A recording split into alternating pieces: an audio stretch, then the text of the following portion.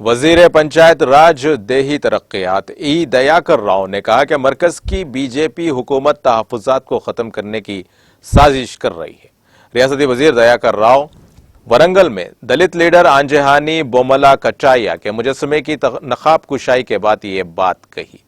اس موقع پر منعقدہ تقریب سے خطاب کرتے ہوئے ریاستی وزیر دیاکر راؤ نے مرکز میں برسر اقتدار بی جے پی حکومت کو اپنی شدید تنقید کا نشانہ بناتے ہوئے کہا کہ تحفظات کو ختم کرنے کے مقصد سے مرکزی حکومت کی جائیداد کی نجکاری کی جا رہی ہے۔ انہوں نے کہا کہ ریاست تلنگانہ میں ایس سی طبقے کی درجہ بندی کو منظوری دینے کے باوجود مرکز نے اس کی پرواہ نہیں کی۔ انہوں نے بی جے پی برہمی کا اظہار کرتے ہوئے کہا کہ بی جے پی اپنے اقتدار کی ہوس میں مذہب کے نام پر عوام میں فرقہ پرستی کا زہر گھول رہی ہے۔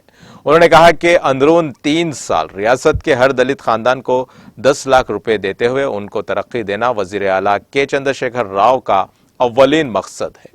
ریاستی وزیر نے کہا کہ ملک میں کہیں بھی دلت بندھو جیسی کوئی اسکیم نہیں ہے۔ انہوں نے کہا کہ ہمیں ڈاکٹر بی آر امبیڈکر کے اصولوں کو اپنانے کی ضرورت ہے اور دلت نوجوانوں کو حقوق کے حصول کے لیے متحرک ہونا چاہیے۔ انہوں نے کہا کہ آنجہانی بوملا کٹائیا کی زندگی ہر ایک کے لیے مثالی ہے۔ انہوں نے کہا کہ تلنگانہ حکومت دلتوں کے ساتھ ہے۔